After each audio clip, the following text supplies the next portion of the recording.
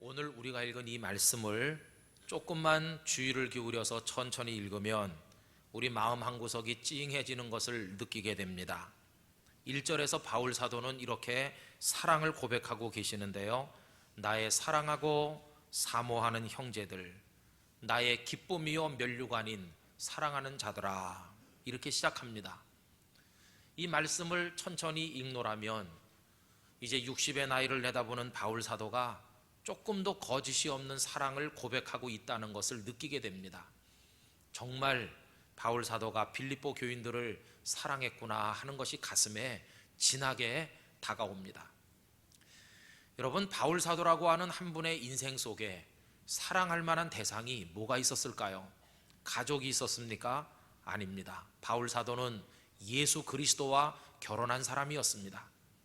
그분에게 사랑할 만한 재물이 있었습니까? 역시 아닙니다. 아무것도 없었습니다. 그러면 그분이 소중히 여길 만한 명예라도 있었습니까? 명예도 없었습니다. 예수님을 믿기 전처럼 유대 전통을 지키고 대제사장 같은 사람들과 가깝게 지냈다면 그는 아마 굉장한 명예를 얻었겠지만, 예수님을 믿고 난 그 이후에 바울 사도에게는 아무런 세상적인 명예조차 없었습니다. 그의 생애 속에 마음을 다해서 사랑할 만한 대상이 무엇이 있었을까? 딱 하나 있었습니다. 그게 무엇이냐 하면 주 하나님 아버지였습니다. 바울 사도는 하나님을 향해서 온 마음을 다해 사랑을 드리며 섬기며 그렇게 평생을 살았던 분이십니다. 그렇다고 한다면 여러분, 하나님은 어떻게 우리가 사랑할 수 있겠습니까? 쌀쌀한 날씨인데 두툼하고 따뜻한 외투 한 벌을 사서 하나님께 선물할 수 있겠습니까? 아니면 경치 좋은 고급 레스토랑으로 초청을 해서 근사한 저녁 식사를 한 그릇 대접할 수 있겠습니까? 여러분, 그런 방법으로는 하나님 아버지를 사랑할 수가 없습니다. 하나님을 사랑하는 단 하나의 방법이 있다면 하나님을 향한 사랑의 마음을 가지고 그 마음으로 우리 옆에 있는 다른 사람들을 사랑하는 거, 바로 그것뿐입니다. 마음으로는 하나님을 사랑하고 그것을 행동으로 옮길 때는 우리 옆에 있는 이들을 향해서 그 사랑의 행동을 한다는 것입니다. 이것이 바로 하나님의 뜻입니다. 바울 사도는 이 비밀을 일찍부터 깨달았기 때문에 하나님께서 자신에게 주신 사람들, 빌립보 교회 교인 같은 이들을 진실된 마음으로 사랑했다는 사실을 우리가 알게 됩니다.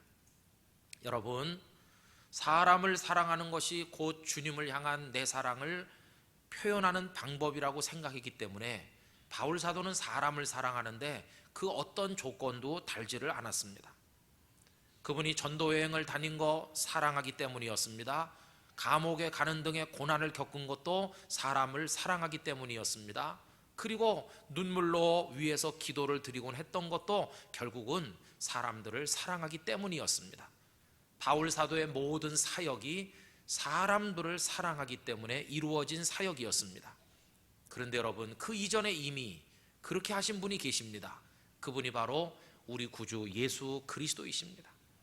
저 높고 높은 보좌를 떠나셔서 이 세상에 내려오시는 가장 극적인 여행을 하신 이유가 뭐냐? 저와 여러분들을 사랑하셨기 때문인 줄로 믿습니다. 사랑하시기 때문에 골고다 언덕을 걸어오르시고 십자가에 달리셨습니다. 사랑하시기 때문에 예수님께서는 기도를 드리셨습니다. 우리 예수님의 모든 사역도 다 우리들을 사랑하시기 때문에 이루어진 사역이었습니다. 예수님은 사람들에게 모든 계명을 두 가지 사랑으로 요약하셨죠. 첫째는 우리의 모든 힘을 다하고 마음을 다하고 뜻을 다하고 성품을 다하고 목숨까지 다해서 하나님 아버지를 사랑하는 겁니다. 두 번째로는 우리의 이웃을 우리의 몸처럼 사랑하는 겁니다. 그런데 이 하나님 사랑과 사람을 사랑하는 것은 결국은 하나로 연결되어서 하나님을 사랑하는 사람은 마땅히 사람도 사랑하도록 되어 있습니다. 여러분, 오늘은 11월 셋째 주일인데 이제는 나가보면 다 나뭇잎이 낙엽이란 이름으로 땅바닥에 뒹굴고 있습니다. 언젠가 우리 인생도 그와 같이 되겠구나 하는 것을 생각하도록 만들어주는 늦가을입니다. 이맘때가 되면 여러 가지 후회로 우리 마음이 시려오는 것을 느끼게 되는데, 많은 후회들이 있지만 그 중에 가장 큰 것은 사랑에 실패했다는 후회일 때가 참으로 많이 있습니다. 여러분, 저는 며칠 전에 한 소식을 전해 들었는데요, 제가 서울에 있을 때 지도했던 청년 가운데 한 사람이 결혼도 하지 않고 늙어가는 중인데 그만 뇌 속에 종양이 생겨서 서울대학병원에서 머리 수술을 받았지만 의식을 회복하지 못하고 누워있을 뿐만 아니라 의사 선생님은 아무 희망이 없다고 이야기를 했다는 것입니다. 한 3년 전까지 그 청년과 전화를 주고받았습니다. 그러면서 너무나 안타까운 생각이 들었습니다.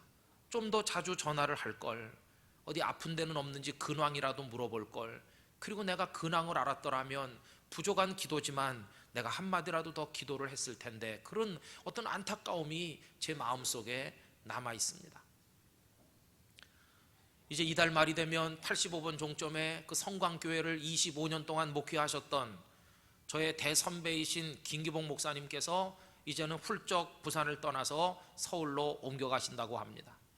지난 금요일 저녁 마지막 식사를 같이 나누면서 한 분의 목회자가 이렇게 은퇴를 하고 정들여 눈물을 흘려 비가 오나 눈이 오나 사랑했던 교회와 성도들을 뒤로 하고 이제는 멀리로 떠나는구나, 다시 배울 수가 있을까, 그런 생각을 하니까 좀 가까이 계실 때 좀 더 자주 만나고 좀 더 이렇게 배우고 가까이 지내야 됐을 것을 하는 안타까움이 참 마음속에 많이 밀려왔습니다. 여러분, 우리 사람의 인생은 만남과 헤어짐으로, 또 헤어짐과 만남으로 연결되고 있습니다. 그런데 이 만남과 헤어짐의 연결고리들의 의미를 부여하고 그것들을 아름답게 만드는 것은 다름 아닌 사랑이라고 하는 것입니다. 우리들은 돈을 많이 못 버는 걸 후회하고, 혹은 또 더 성공 못한 것을 아쉽게 여기고, 그리고 더 많이 배우지 못한 걸 후회스럽게 생각할 때가 많지만, 그러나 인생의 맨 끄트머리에 갔을 때 가장 큰 후회로, 아픔으로 남을 것이 무엇이겠습니까? 그것은 좀 더 풍성하게, 좀 더 바르게, 좀 더 넓은 사랑을 하지 못했다고 하는 후회, 바로 그것이 될 것이라 생각을 합니다. 우리 사람은 사랑으로 살고 사랑 때문에 죽도록 만들어진 존재라고 말해도 틀리지 않을 것입니다. 1945년 4월 30일 오후 3시 반쯤 됐을 때 독일에 있는 한 비밀스러운 지하 벙커에서 총성 한 발이 울렸습니다. 알고 보니까 한 남자가 자기 스스로 권총을 입에다 이렇게 대고 방아쇠를 당겨서 자살한 것입니다. 그 사람 옆에 한 여인의 시신이 있었는데 이 여인은 청산가리를 들이마시고 자살했습니다. 이 남녀의 자살은 온 세상을 발칵 뒤집어 놓고 충격을 줬습니다. 그 이유는 이 남자는 제2차 세계대전의 원흉이라고 불렸던 독일의 히틀러, 바로 그 사람이었고, 그 옆에 누워있는 여인은 히틀러보다 23살 어렸던 그의 애인이었던 에바 브라운이라고 하는 여자였기 때문입니다. 더 놀라운 사실은 이 남녀가, 히틀러와 에바 브라운이 4월 30일 날 죽었는데 4월 29일 날 결혼을 했다는 것입니다. 이 히틀러는 독일 제국을 위해서 결혼도 방해가 된다고 생각했던 지독한 인물이었습니다. 1929년 이 두 사람이 처음 만났지만, 사랑했지만 결혼 같은 거 하지 않았습니다. 그런데 전쟁이 독일의 참패로 결론 지어지고 아무 희망이 없다고 생각되자 4월 29일 꼭두 새벽에 에바 브라운이 히틀러가 전쟁을 지휘하는 지하 벙커로 찾아왔고, 히틀러의 최측근 인사인 괴벨스를 증인으로 세우고 이 두 사람이 결혼을 한 것입니다. 그리고 그날 오후쯤 됐을 때 함께 제2차 세계대전의 한 축이 됐었던 이탈리아의 독재자 무솔리니가 애인과 자살했다는 소식이 전해져 왔습니다. 그리고 하루를 더 지나 4월 30일 날 그 히틀러와 에바 브라운도 자살로 생을 마무리하게 되었던 것입니다. 여러분, 이게 바로 사람의 얘기입니다. 우리는 히틀러 그러면 피도 눈물도 없는 전쟁광, 독재자, 유태인들을 600만이나 죽인 살인마, 우리는 그렇게 생각합니다. 그러나 그는 피도 눈물도 없는 것처럼 보이는 바로 그 사람도 인생의 종말이 가까웠을 때 마지막으로 선택한 것은 사랑이었다고 하는 것입니다. 이 에바 브라운도 히틀러 없는 독일은 생각조차 할 수 없다고 하면서 지하 벙커를 찾아와 결혼과 죽음을 동시에 치러냈던 것을 우리가 알고 있지 않습니까? 여러분, 그 마지막 순간에 히틀러의 머릿속을 채운 것은 위대한 게르만 민족의 영광도 아니요, 거대한 제국 독일도 아니요, 어떤 전쟁 얘기도 아니요, 그저 평범한 한 여인의 사랑, 바로 그것이었고, 두 사람은 결혼했고, 그리고 이 땅에서 단 하루를 부부로 존재하다가 세상을 떠난 것입니다. 여러분, 이게 사람의 모습입니다. 맨 마지막 순간에 가까이 가면 갈수록 우리에게 더 절실한 거, 그게 바로 사랑인 것입니다. 사람은 사랑이 없으면 살 수 없습니다. 하나님은 에덴 동산에 살아갈 모든 조건을 다 충족시키시고 그리고는 아담을 그 안에 두셨습니다. 그러나 아담은 하나님의 마지막 창조물이 아닙니다. 아담을 만드신 하나님, 마지막으로 하나를 더 만들었는데 그것은 또 다른 사람, 하와였습니다. 에덴 동산에서 충분히 살 수 있는 생활 조건이 다 갖춰져 있는데 뭐하러 하와를 또 만들었을까요? 그 이유는 아무리 먹고 살아갈 모든 것이 갖춰져 있어도 사랑이 없으면 살 수 없음을 아시기 때문에 사랑하고 사랑받을 수 있는 대상 하와를 만들어 아담 곁에 두신 것입니다. 그러면 여러분, 사랑은 에덴 동산을 완성하는 마침표입니다. 어디가 에덴 동산인가? 사랑이 이루어지는 곳이 에덴 동산입니다. 여러분들의 가정이 사랑이 있으면 거기가 에덴 동산일 것이고, 일터 여러분들이 머무는 현장에 참 사랑이 이루어진다면 거기가 바로 에덴 동산이 되는 줄로 믿습니다. 그러므로 우리 성도들은 행복한 인생을 위해서 사랑을 배우고 연습해야 됩니다. 사랑하는 거, 사랑받는 거를 연습해야 됩니다. 사랑하는 것도 기술이고 사랑을 받는 것도 기술이고, 사랑하지 않는 것도 죄고 사랑받기를 거절하는 것도 교만한 죄인 것입니다. 사랑이 성취되는 곳에서 우리의 신앙은 놀랍게 확장되게 되어 있습니다. 신앙이란 이름의 사랑으로 우리는 하나님을 올려다봅니다. 하나님과의 수직적 관계, 이 신앙이 하나님을 향한 사랑이라면 그것이 열매를 맺는 곳에서 이것이 사방으로 퍼져나가서 온 세상을 덮는 수평의 차원으로 이것이 확장되도록 하나님께서 역사하여 주시는 것입니다. 그러므로 하나님을 진실되게 믿고 사랑하는 사람은 반드시 다른 사람도 사랑하는 사람이 될 수밖에 없습니다.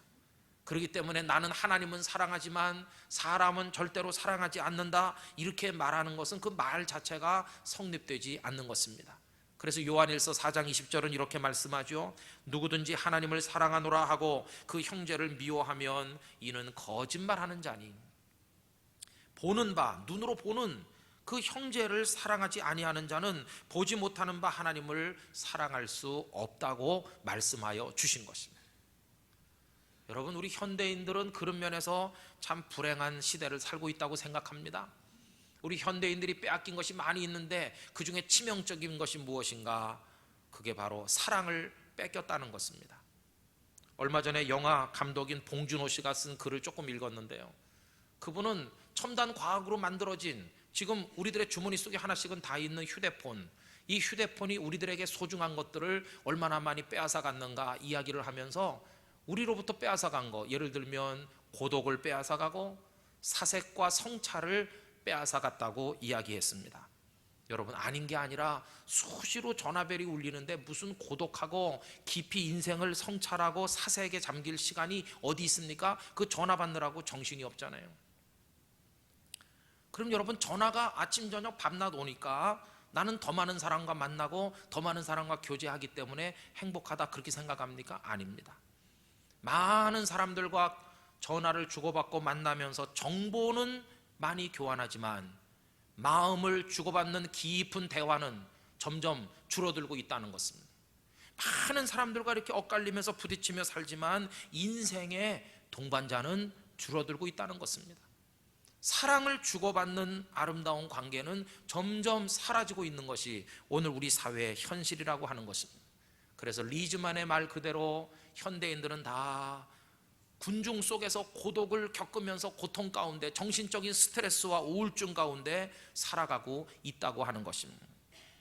여러분, 이 늦가을을 맞이하면서 우린 하나님 앞에 한번 정직하게 대답을 해봐야 됩니다.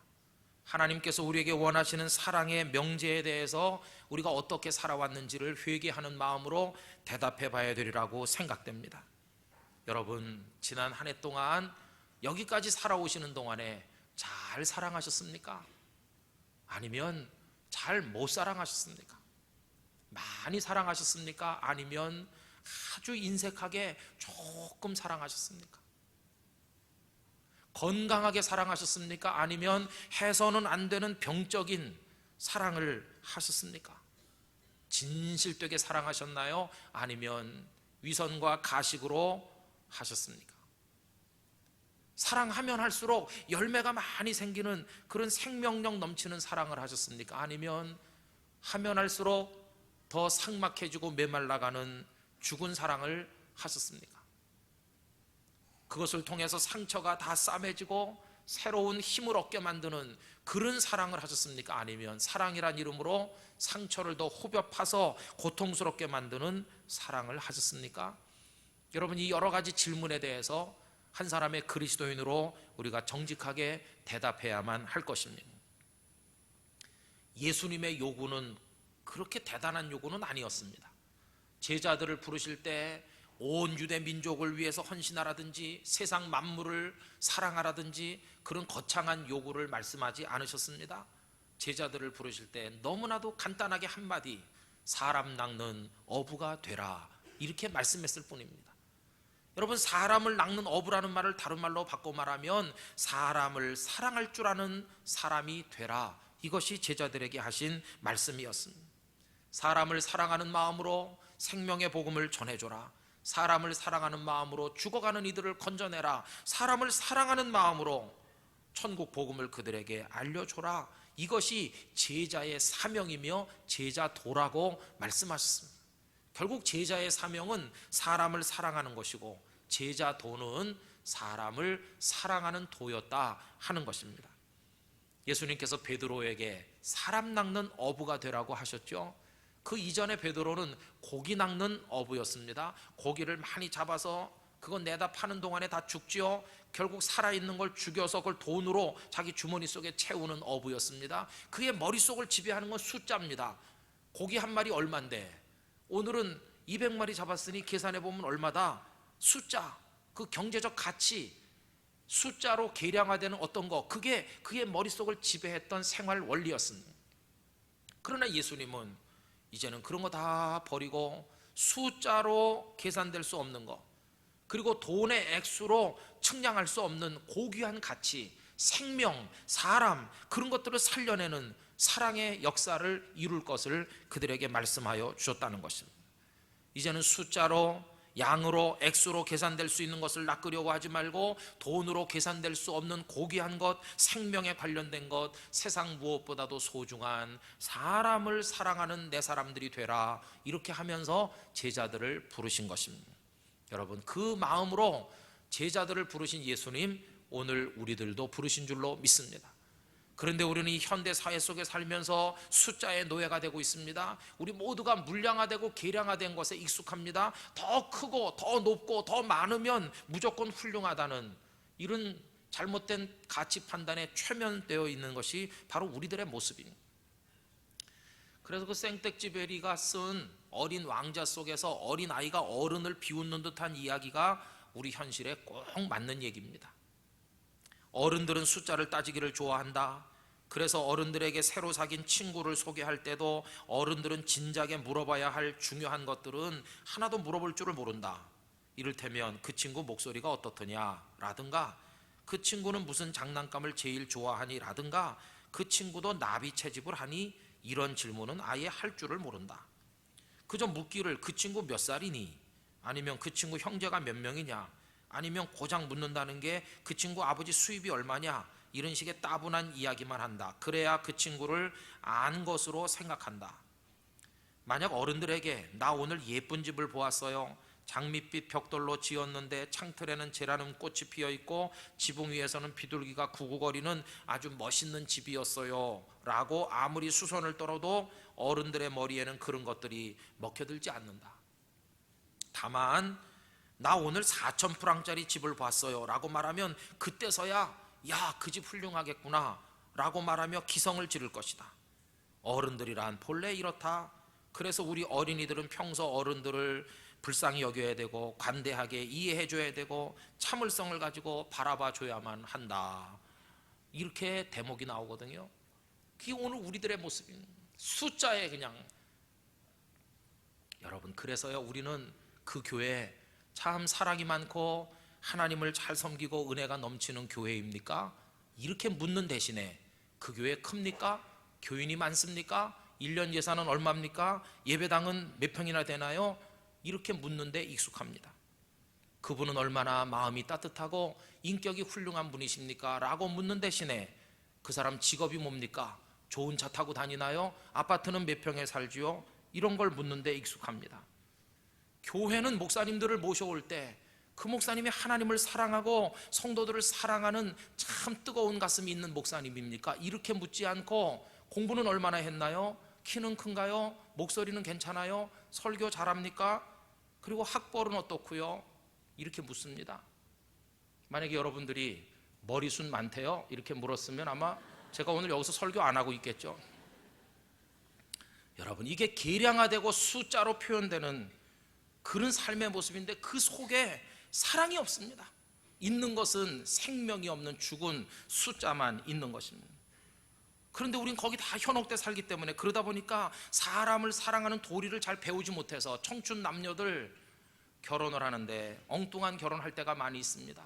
사랑하는 사람과 만나서 살아야 되는데 사람의 직업이나 그의 돈이나 그의 지식이나 가문이나 환경과 결혼하는 경우가 많이 있습니다. 처음에는 그것들이 편리함을 가져다 주지만 좀 시간이 지나면 편리하긴 한데 행복하지 않은 자신의 모습을 발견하고 가슴이 뻥 뚫린 공허를 느낄 수밖에 없을 것이고 그런 결혼이 얼마나 오래 지속될 수가 있겠습니까? 여러분, 예수님께서는 얼마나 많이 고기를 잡았느냐 이렇게 묻는 분이 아니시고 무엇을 낚았느냐 그리고 어떻게 낚았느냐를 물으시는 분이십니다. 어떻게 대답해야 될까요? 무엇을 낚았느냐 물으실 때 주님, 제가 사람을 낚았습니다. 어떻게 낚았느냐? 사랑으로 낚았습니다. 이렇게 대답해야 될 줄로 믿습니다. 여러분, 우리가 아무리 물량 공세를 해도 예수님은 거기 넘어가는 분이 아닙니다. 물량 공세가 통하지 않는 분이 바로 예수님이십니다. 예수님 앞에 우리가 당당히 설 수 있는 단 한 가지 비결이 있다면 여러분의 두 손에 사랑의 열매를 많이 가지고 서시는 것밖에 없는 줄로 믿습니다. 남은 여생 사랑의 열매 풍성하게 맺으시기를 기원드립니다. 그래서 우리는 좀 회개하는 마음으로 우리 자신을 봐야 됩니다. 지금까지 살아오면서 막 불쌍한 사람을 봐도 내 마음에 요만큼의 동요도 일어나지 않는다. 그것은 우리 마음이 죽었다는 증거이므로 회개해야 됩니다. 참 딱하고 어려운 사람 봐도 눈물 한 방울이 나오지 않는 자신의 모습을 발견했다면 위기를 느끼고 하나님 앞에 회개하며 엎드려야 됩니다. 그건 영원히 다 죽었다는 증거입니다.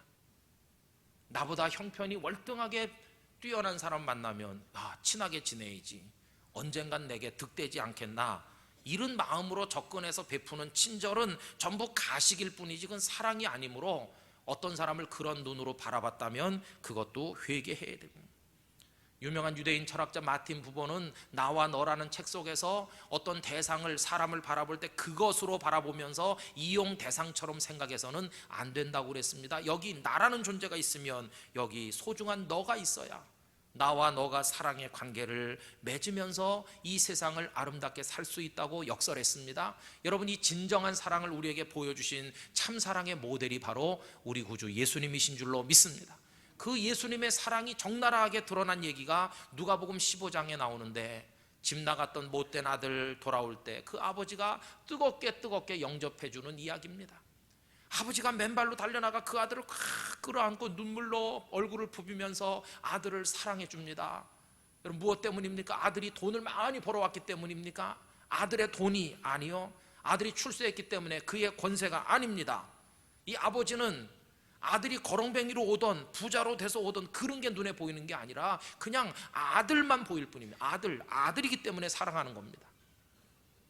우리같이 추하고 연약한 사람들이 구원받은 거, 하나님이 우리의 모든 걸 보지 않으시고 오직 우리 자신만을 사랑해 주셨기 때문에 우리가 오늘 이 자리에 있게 된 줄로 믿습니다. 야곱이 요셉을 바라보는 것도 마찬가지입니다. 아버지, 요셉이 글쎄 죽지 않고 지금까지 살아있대요 라고 그 아들들이 와서 말했을 때 이 아버지 야곱이 힘이 솟아나서 아들을 보러 가겠다고 달려간 이유가 뭡니까? 총리 됐다고 하니까 그 권세에 기대서 부귀영화 누리려고 쫓아간 것입니까? 아닙니다. 아버지, 요셉이 살아있는데 글쎄 그만 노예로 살고 있대요 이렇게 말했더라면 기까지 노예 자식 만나면 뭐 하겠느냐, 난 안 가, 그랬겠습니까? 아닙니다. 설령 노예로 살아있다고 할지라도 이 야곱은 맨발로 달려가 자신의 전 재산을 팔아서라도 그 아들을 건져냈을 겁니다. 요셉이 감옥에 죄수로 있는 상태에서 만난다 할지라도 내 자신이 대신 갇혀도 이 아들을 풀어내달라고 그렇게 했을 것입니다. 이것이 아버지가 아들을 사랑하는 것입니다. 여러분, 하나님은 우리에게 붙어있는 그 무엇 때문에 우리를 사랑하거나 미워하는 것이 아니라 우리 자신만을 사랑하시는 참된 사랑의 아버지이십니다. 이 사랑을 우리가 받았다면 우리도 사랑의 사람으로 살아야 될 줄로 믿습니다. 이제 다른 사람을 바라볼 때 어떤 눈으로 바라보면 좋을까요? 바울은 어떤 눈으로 남을 바라봤을까요? 오늘 본문 3절을 보면 바울 사도는 다른 이들을 함께하는 사람으로 인식했음을 알게 됩니다. 3절 다 같이 소리내서 읽어보실까요? 또 참으로 나와 멍에를 같이 한 내게 구하노니 복음에 나와 함께 힘쓰던 저 여인들을 돕고 또한 클레멘트와 그 외에 나의 동역자들을 도우라. 그 이름들이 생명책에 있느니라. 아멘. 거기 보세요. 나와 멍에를 같이 한 자, 나와 함께 힘쓰던 저 부녀들, 나의 동역자들, 함께 생명책에 이름이 기록된 사람들, 이게 나오는데 함께 예수를 믿고 함께 복음을 위해 일하고 함께 생명책에 이름이 기록돼서 함께 천국에 갈, 나와 같이 할 내 인생과 신앙의 동반자라고 다른 사람들을 볼 때 그런 시각으로 바라본다는 것입니다. 여러분, 이게 바로 우리 성도들이 가져야 될 마음인 줄로 믿습니다. 우리 모두 동일한 하나님 아버지를 믿고 우리가 동일한 예수 그리스도를 통해 구원받고 동일한 사랑의 영이신 성령의 감동을 받아 천국을 향해 걸어가는데 저나 여러분이나 우리 모두가 그렇게 동반자가 된 줄로 믿습니다. 그렇다면 우리가 서로 사이 어떻게 해야 될까요? 2절 말씀 다 같이 읽어봅시다. 내가 유오디아를 권하고 순두개를 권하노니 주 안에서 같은 마음을 품으라. 할렐루야. 이제는 함께 걸어가는 사람이 됐으니 마음이 하나가 돼야 되죠. 그게 사랑의 원리 아니겠어요? 이 말씀이 여러분들의 가정에서 구현되기를 축복합니다. 영도 중앙교회에서 이루어지기를 기원합니다. 우리 교회에 다양한 분들이 있습니다. 60년 역사에 50년 이상을 여기 다닌 분도 있고 지난주일 처음 온 분도 있고 다른 데서 믿으시다 온 분도 있고 예수님의 예자도 모르다 온 분도 계십니다. 다른 데서 잘 믿다가 항존직이 되거나 직분을 받아가지고 계신 분도 있고 이제 막 믿기 시작한 분도 있고 다양합니다. 우리 환경이 너무 다릅니다. 그러나 영도 중앙교회 울타리 안에서 우리 모두가 사랑으로 하나 될 수 있기를 간절히 원하는 것입니다. 사랑에 목말랐던 이들이 여기 와서 상처받는 일이 없이 모두가 사랑의 배부름을 얻고 나가는, 이 자리에서 사랑의 원자탄이 날마다 터지는, 사랑으로 우리가 뒤덮이는 그런 역사가 이루어지기를 간절히 원하는 것입니다. 전에도 한두 번 읽어드린 제가 좋아하는 시를 하나 읽어드리고 말씀을 끝내려고 합니다. 천천히 걸어도 빨리 달려도 우리에게 주어진 시간은 오직 한 세상이다. 더러는 조금 살다가 더러는 오래 살다가 우리는 가야 할 곳으로 떠나간다. 소중한 시간에 우리 사랑하며 살자. 우리 이해하며 살자. 우리 그렇게 하자. 우리에게 주어진 둘도 없는 삶, 지난날 돌이키며 후회하기보다는 남은 날 아름답게 가꾸는 일에 희망을 걸어보자. 행복을 찾아내자. 마침내 바람에게도 돌멩이에게도 보이지 않는 마음에게도 고마움을 느끼며 정다운 사람들과 오붓하게 웃음을 나누는 일에 참 행복을 느끼는 마음이 부자인 사람이 되자. 우리 그렇게 하자. 여러분, 김숙곤이란 분이 쓰신 소중한 시간에 우리 그렇게 하자라고 하는 시입니다. 짧은 인생입니다. 이 속에서 미워하고 갈등하면서 갈라져서 살 여유가 없습니다. 이 짧은 인생, 소중한 시간에 여러분의 가정에서도 사랑하시고 교회에서도 사랑하고 직장에서도 사랑의 열매를 맺으며 살아나가시기를 진심으로 기원합니다. 여러분들의 걸어가는 인생길에 사랑의 영이신 성령께서 강하게 역사하셔서 사랑의 마음을 주시고 사랑의 은사를 주시기를 진심으로 축원드립니다. 그래서 저 영원한 천국에 설 때 여기 한 분의 낙오자도 없이 다 사랑하는 마음으로 우리 모두가 주님 나라에 도착할 수 있는 그런 영광을 누리게 되기를 예수님의 이름으로 축원합니다. 다 같이 기도하겠습니다.